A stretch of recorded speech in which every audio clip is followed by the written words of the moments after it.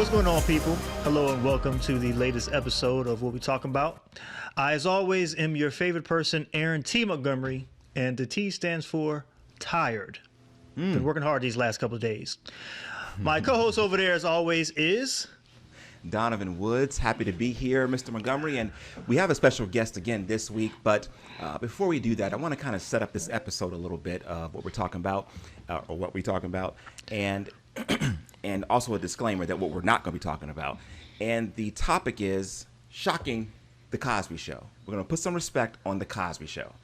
We're not talking about Bill Cosby, though. We're talking about the characters who made the show beyond him. We all know he's been in the news for the last 10 years about. We don't want to talk about it, but it doesn't ruin the reputation and the memories we all have of the other characters. The Cosby Show, if you are not familiar with it, was a situation comedy that ran as probably the most popular family show or family comedy of the 80s. Ran from 1984 until 1992, which I was surprised it ran that long. I don't remember it lasting that long. Came on Thursday nights, 8 p.m., which at the time was a solid night for television. You'd have The Cosby Show, you'd have Cheers, you'd have Night Court, a lot of things going back to back to back. It was a place to be, or at that time you would set your VCR if you had other things to do that evening. The show focused on the daily happenings of the upper middle class African-American family, the Huxtables, which is the most non-African-American name I've ever heard, but neither here nor there. Never thought about that at the time. And it takes place in their brownstone in Brooklyn, New York. The Cosby Show, just for a little more historical context, is one of only 2 American TV shows to top the Nielsen ratings for 5 consecutive seasons. It received the People's Choice Award for Favorite Comedy Program every year of its run except 91, as well as 3 Golden Globes, 6 of the 29 Emmy Awards, which was nominated for, and more than 40 other awards. It produced a spinoff that many of us love called A Different World from 1987 to 1993, which was set at a historically black college named Hillman, which of course is not real. And initially it focused on Lisa Bonet or Denise, and then it kind of turned into something more about Whitley Gilbert and Dwayne Wayne. But yeah, they we're here to talk about the Cosby. They did, because she was terrible in that show. But we're not talking about that yet. We're going to get there. Now, we're all aware again of the status of Mr. Cosby. Not talking about it, respect to his professional career, but we're not talking about him. First of all, let me introduce our guest, and that is Mr. Eric Missick. Mr. Missick, how are you, sir? Good, gentlemen. Thanks for having me. Glad to be here. Absolutely, absolutely. Just to see 2 of my lightest friends in the same place at the same time, it warms my heart. I'm sure it warms all the audiences as well. It feels very safe today. Don't you think, Aaron? It feels very safe. Looking for diversity. That's what we're going for. We need to bring in that other audience. I'm happy to be here. Aaron and I are definitely brothers from another mother, so. That's what I've always said. So I love that. Love that. His mom loves you. Let me tell you. Donnie, let me ask you a question. Please. Well, is it okay with you, since you are driving this machine, to add a little bit more background on top of what you already said about the impact of the Cosby Show? I think you should, because you've brought it up, and it would be very awkward, and I would seem like a power grab if I said no. So please, proceed. You like to sit up there. So you mentioned a couple of things, the power of that night, Thursday night, 8 p.m., what was going on NBC at that time. But the fact is that NBC was terrible at that time. It was dying, and the Cosby Show saved it. It literally saved the channel. It saved sitcoms, because sitcom was a dying product at that point. There was no other primetime sitcom going on. The audience attention had been grabbed by other dramatic shows such as Dynasty and Dallas. Those were hits. And in that time slot at 8 p.m. on Thursday night, the #1 show was Magnum P.I. And we know that is a classic show. Absolutely. That is referenced often. Aaron, have you often thought of Missick as kind of a Magnum P.I. if he was in shape? Not at all. He's nowhere as cool as Magnum P.I. ever was, and he doesn't have any black friends. I could grow a mustache, and I'll probably afford a Ferrari, so I think we'll be Isn't he from Chi-Town? He's from Chicago, though, so he has to know some black people. He might. He says he does. Who knows? I mean, I knew Carl Withers, like, personally, so. He was officer friendly in my school, so. He was a DARE officer. Donnie, you mentioned the name, the Huxtables, the name of the family of the Cosby Show. Funny thing I found in researching this subject, in Italy, they actually changed the name of the family because they could not pronounce Huxtable. I can't pronounce it either. And they changed it to the Robinsons. Oh, that's terrible. You know what? It's better than Huxtable, but okay, all right. It was pretty funny to find that out. They said they did it. I know a few Black Robinsons. I don't know any Black Huxtables, but go ahead. Exactly. But just to wrap my little triad here, it's when I said it saved NBC, the lineup at that time, right after the Cosby Show, was Family Ties, one of your favorites. Yes. You say it was strong, but it wasn't. And Cheers. These shows were not winning when the Cosby Show was around. They had been on for 2 years already. They both started in 1982, and they were floundering. They barely got the renewal for the season of '84 when the Cosby Show came on. But after that, they both took off as well because of a strong lead-in product that was the Cosby Show. And what happens next? Next thing you know, Michael J. Fox is a star. '85, Back to the Future and Teen Wolf come out. There we go. Ted Danson becomes one of the most well-paid actors on TV at that time, all because of the strong lead-in from the Cosby Show. So it really changed things around. Love that. I love the extra research. This is why this is a great podcast. Now, let me ask, I'll start off with Eric since you're our guest. We haven't given you much airtime just yet. Eric, why does this show mean so much to you? Why do you think it had the impact that it had then and still resonates with audiences now? I mean, for me, it was real life. I mean, just to see in someone's life like that, it was funny. You saw a lot of, they always had underlying message or, kind of a theme, right, that would go throughout the show, tie it all together. I think it set the table for a show. It was really a show mainly about a family, but really about nothing, It set the table for some of those other shows like the Seinfelds of the world, where were more comedies. This had a bit of a dramedy to it. But to be able to see inside of family, an African-American family at the time, see what they were going through, how they interacted. It was awesome. It was hilarious a lot of times because they were just dealing with these kids that would just get into a lot of different shenanigans and mischief. And obviously the parents. The one thing about Cliff and Claire is that they weren't like some of the other parents that we see now on TV that are looked at as kind of like fools or a little dumb or they don't know. These parents knew what was going on. And they laid down the law in terms of discipline, which was, again, going back to the what I grew up in with my parents and being disciplined. It kind of helped you relate a little bit more than some of the shows today with the parents being really clowns a little bit. I agree with that. I would add to that and just kind of give my 2 cents. Everything you said, and prior to that, you had what? Good Times. You had What's Happening. You had the Jeffersons. The Jeffersons on.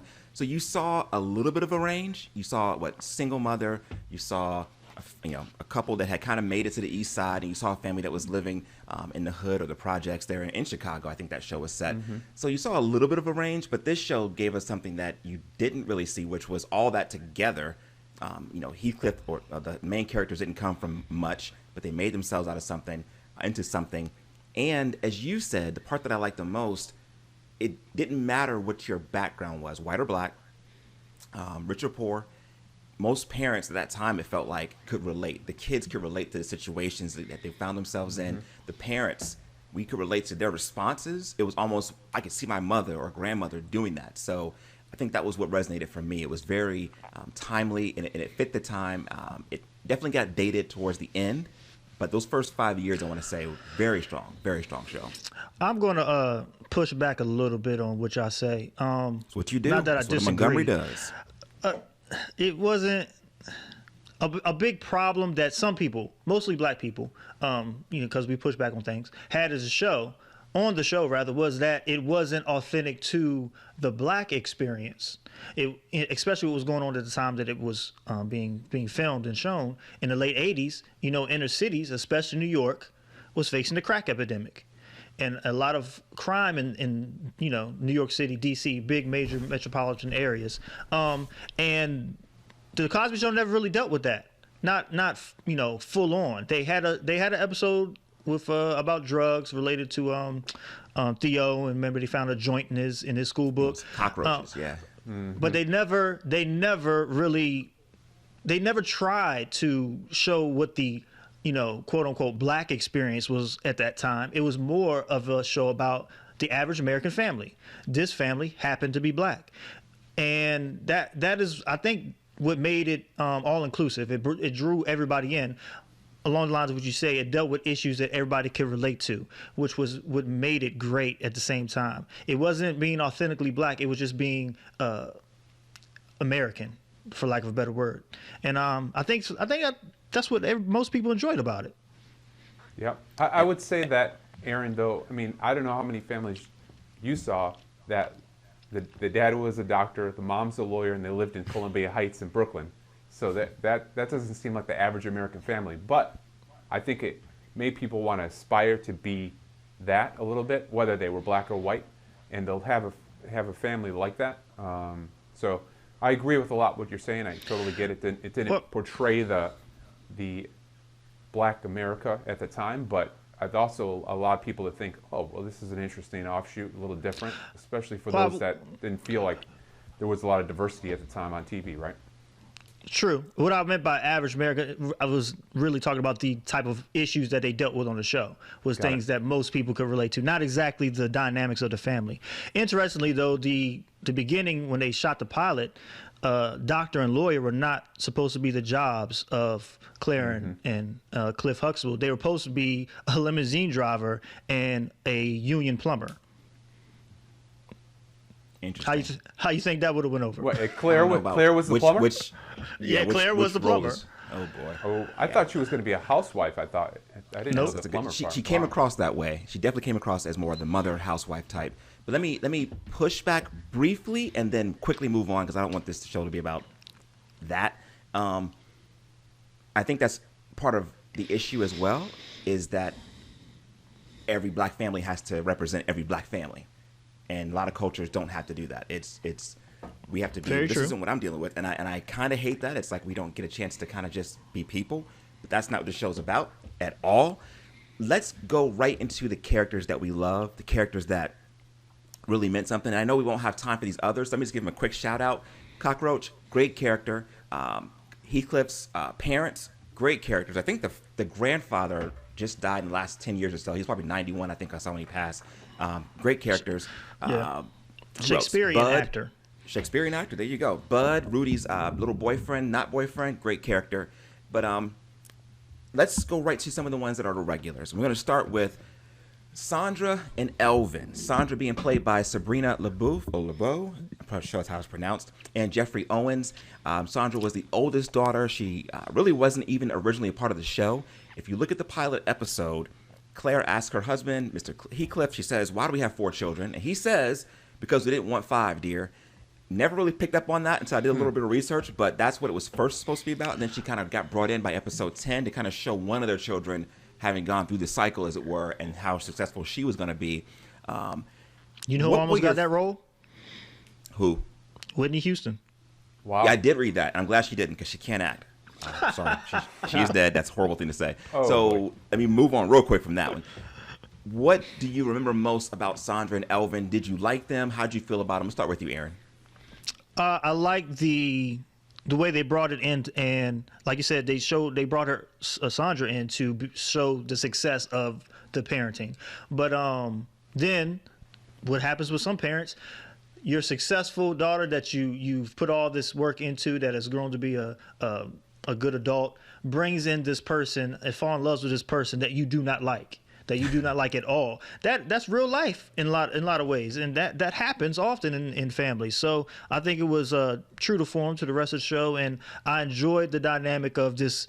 First, he's a male chauvinist. Then he gets out of that, but then he goes, off the rails, and the family goes from going to be doctors and lawyers again to a wilderness store.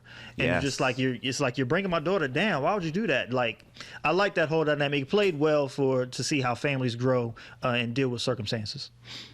Great episode. That episode you referenced is season 4, episode 1, when they come back from their honeymoon. What about you, Eric? What was your vibe for Sondra and Elvin? I didn't really care for Alvin. I just got to be honest with you. I mean, I don't think the family didn't care for him either. So I was along with them for the ride. But he just seemed very weak, right? For just the way Sondra just drug him around everywhere. Between the two of them, is that she has a very strong personality. We know Claire has a strong personality. Alvin's just sitting back, doesn't want to be any part of the conversation. So I just thought he was kind of weak. Sondra was strong personality. I could go, either way on her. I wasn't really excited about her episodes. If they weren't in an episode, I was fine with it. I felt like the episodes that focused on Sabrina, but Sondra and Elvin were kind of because I didn't really care about their characters that much, especially once they had kids. Winnie and Nelson after the Mandelas, which was kind of corny, but I didn't, but they were the eldest children. She was kind of the strange one. She was probably, raised different rules under the other kids, and that's typically how it is for us as the eldest children. Now, let's move down to another character. She was loved at first, hated, villainized, all that stuff. Denise, played by Lisa Bonet, who was formerly married to Lenny Kravitz. Her daughter is Zoe Kravitz, a famous actress now, and she's now married to Aquaman, Jason Momoa. Is that how you say it? Yep. So, Denise, second eldest child. I'll give you my feelings on her. I didn't have a lot of notes because I didn't really care for her, even on the Cosby Show. Definitely didn't care for her on A Different World. But there was an episode where her and Vanessa really got into it to the point when they're wrestling, they knock Cliff off the bed, hit him in the eye, just about a sweater that she didn't want Vanessa to wear. That dynamic, when she was that sister, I knew her. I had a cousin that was a little bit like her, and we kind of fought like Vanessa and Denise did. So I got that. I love that relationship. But overall, again, with her, I could give or take having Denise in an episode. So that was my feelings on her. But what about you, Mystic? How'd you feel about Denise? I mean, outside of the Cosby Show, huge crush on her. I thought she was beautiful. Short hair, long hair, braided hair, whatever hair, no hair. She was awesome when I was a kid. What you just said will definitely be used in the trailer. Thank you. That is golden. Golden. But I'm with you in terms of the show. I mean, I could take it or leave it. She was always like too cool for school is the sense I got. Yes.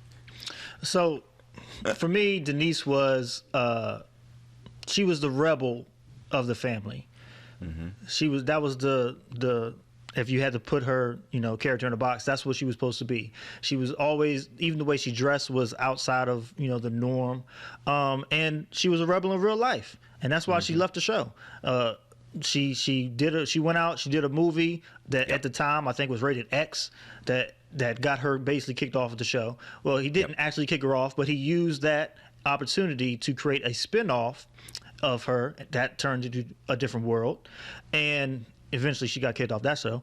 But, I think she lived the character in real life as well. She was, as an actor on a sitcom, a family drama, or a family sitcom, she shouldn't have been going to do that type of a movie. Mm-hmm. But because she was trying to do what she wanted to do and probably wanted her acting career to keep going beyond this series, that's why she did what she did. Rebel was in her blood, and she portrayed that on the screen as well. Agreed. And let me go to the next daughter that I feel that people have mixed feelings on. And Aaron, what are your thoughts? I'm with you right now. What are your thoughts with Vanessa, played by Tempest Bledsoe? How did you feel about her? She was just a very true to form middle child, in my opinion. Yes. That's what she was. Kind of, you could forget about her at any moment. Like, she's there, she's not there, it really doesn't matter. In the show, she had good moments in the show. Probably one of my favorite episodes involved her when she comes home from college and tells the family that she's now engaged to the maintenance man at her school that's 10 years older than her. One of the greatest episodes when they have the sit down with Cliff and Claire, Vanessa, and his name was Dabness, and he's basically breaking down why they seem so standoffish towards him, and he gives a fantastic illustration of the way that she brought him to the family was just like putting your favorite food, cooking your favorite food, but then presenting it to you on the back of a garbage can lid. It sticks with you. I remembered it to this day. But Vanessa as a whole, I could care less about her, but she did bring that dynamic to the show at the very least.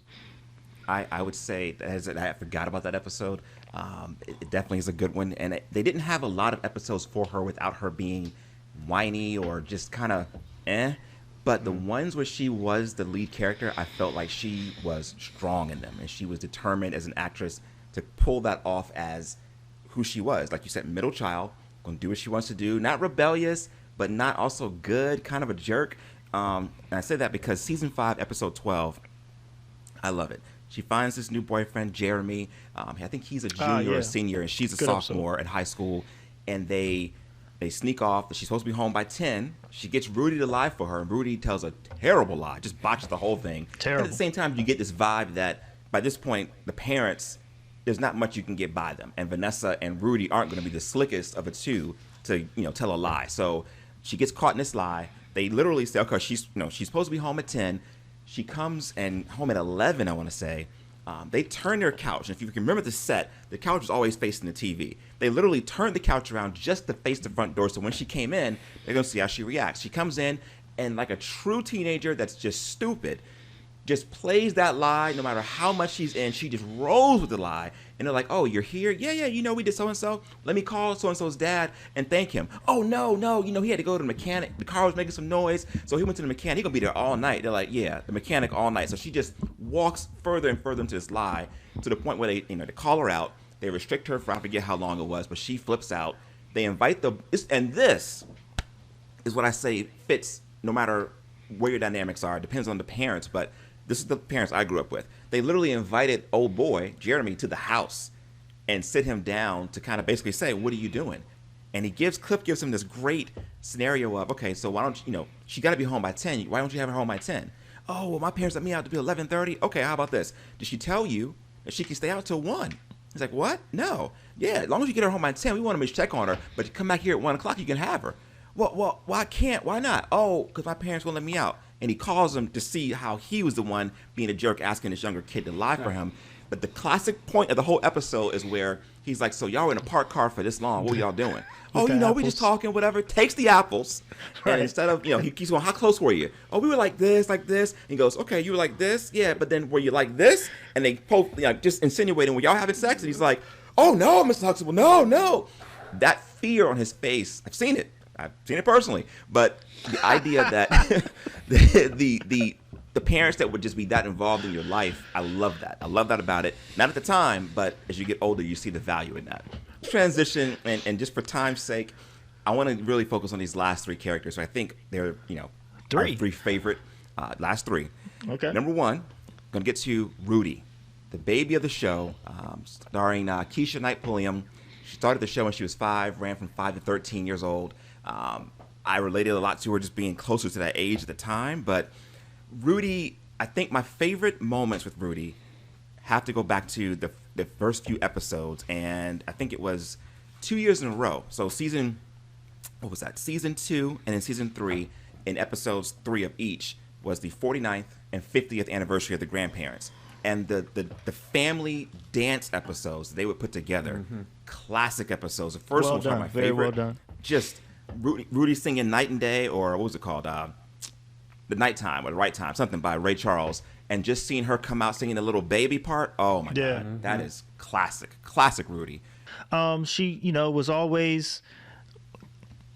She had interactions with the elders, got them in trouble. Like we talked about her lying for Vanessa. She got Theo in trouble a couple times.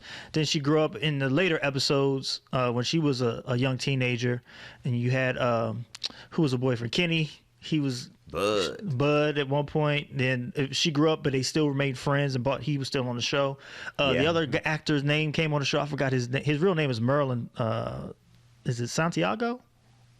Okay. I forgot his real name. You know what I'm talking about. Sure. He went from there, and he went to the Steve Harvey show after that.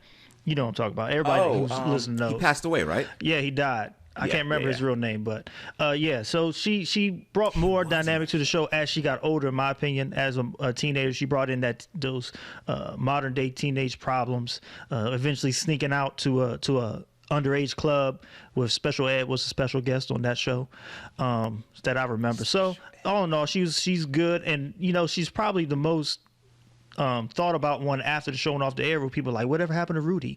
And I think she gets that's a thinking that goes into her.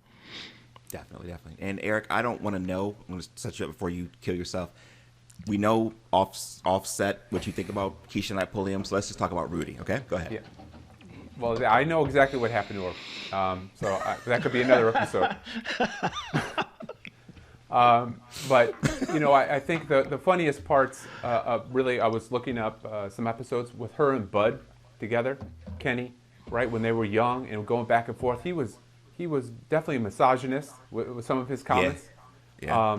But it was at the time it was okay, you know, to talk that way on TV and have a kid talk that way, and it was hilarious. Some of their back and forth. There was a battle scene between the two of them, where I can't remember the episode number, but Theo's got like this yellow. You'll know it. He's got like a yellow sweatshirt on with like a spray painted face of a man with a high top fade. I don't know if you guys remember that, but they're at the table. I'm sure we remember his wardrobe for one specific episode. We'll get there. Don't spoil it. They were just crushing each other, going back and forth, just crushing each other, going back and forth. And she played it off well. Like they fed her the lines, and she was good. She had some attitude. She was still cute, but her and Bud were hilarious, talking about, you know, here's how a woman should be, and she's like, I don't need that in my life. This is because I think she obviously saw the dynamic between her parents, right, and how her mom was. I know we're going to get to Claire in a bit, but she had just the right amount of attitude, but she still kept it cute, which endeared her, I think, on the show. All right, so moving on to our last two, and I think, you know, probably two of the most favorite characters. First up, Theo, the only son, third child, played by Malcolm Jamal Warner. I'll start with you, Eric, right there. What were your thoughts on Theo? How did you feel about him? Any classic moments that come to mind? Theo was fantastic because he was just a bumbling fool all the time, but somehow the parents were like, Theo, we know you're you know, he had some challenges, right? But they just like, Theo, we're going to work with you. Like, think about the episode. This was early on, season 1, episode 14.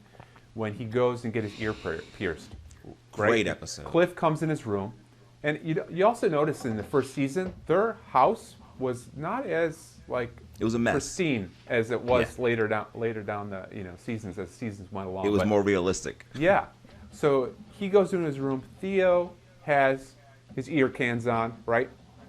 And then Cliff picks up the aux cord and says, this isn't plugged into anything. That's right. And Theo... So then Theo takes off his earphones. Cliff sits on his side on the bed and tries to get closer. Finally, leans back. Theo leans back, right? They're going back and forth. And then Cliff finally sees his earring, right? And Theo's like, yeah, I got an earring. My ear's pierced.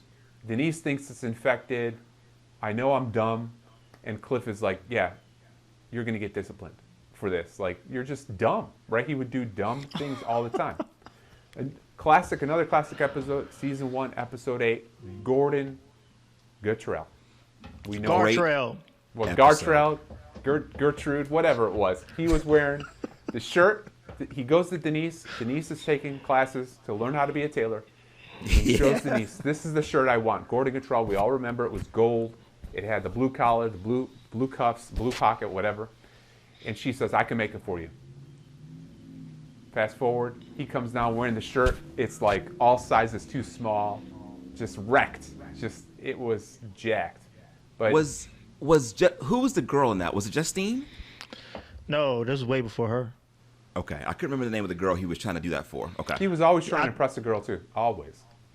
The way the pitch of his voice, the pitch of his voice in that episode, was like your voice is changing, and he would just, when he got mad, the whole Denise, that whole that back and forth, and when he comes out and she's actually out there with the dude with another Gordon Gartrelle, and they're both like, he's like kind of trying to catch himself. That moment, it's probably one of, I'd say, if people rank them, easily in the top 10 of all the Cosby episodes, easily. It is. It's funny, that episode, the guy that comes with the girl. It was like two girls and a guy that come for was that. It Kadeem? Theo was going. It was Kadeem. That was him. That was his first time on the show. And Gordon Gartrelle was actually a real person. He was one of the writer producers for the show. That's where he got that name from. It's a great name for that. The line I love from that was when he says, a boy shouldn't have a shirt that costs that much unless he's dancing on stage with 4 of his other brothers. Classic. Exactly. Yeah. Classic. Is that, what else you got for me on Theo, Aaron? I just enjoyed the character. He being the only male child, he brought something else that related more to me, obviously. But he was the son. He was the one son, the beloved son of his father, who wanted to see him. At one point, he's playing football, but that didn't pan out. Oh, he was terrible. He comes through with for different reasons as far as he grew up, different problems that he brought home. Remember the episode where he thought everything was going to be so peachy keen as he got older, and his dreams of what his life was going to be like. So they decided to show him what real life was like, and they have the real world episode, Season which 2, is a classic, episode 22, classic episode. And he more than anybody else, it seemed like, had friends over, because Cockroach was the biggest extra on the show, and Absolutely. and it spawned his career. So I enjoyed Theo, and as he got older, he was good on the show. He showed he had acting chops as he got older, and eventually moved on and got his own show later. Let's get to our last character, though, and I named her the last because I know Eric is infatuated with her. I know that she's just a beautiful black woman, a strong black woman. She's able to break stereotypes in terms of this idea that you're a strong black woman, that means you have an attitude. She blew past that. She was, even as a character, you felt like that was really who Felicia Rashad was, as Claire Huxtable.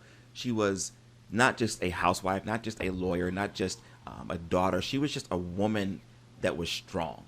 And I don't have a particular episode because she had an impact to me on every single episode, on how she checked her kids, to how she loved him and played back and forth with her husband and took care of him in terms of his health, things he would eat, the hoagies, all the things like that. She tried to look out for him. So for me, Claire just represented, every mom out there that you love, every mom out there that just really sets the standard for the family. And I love that about Claire.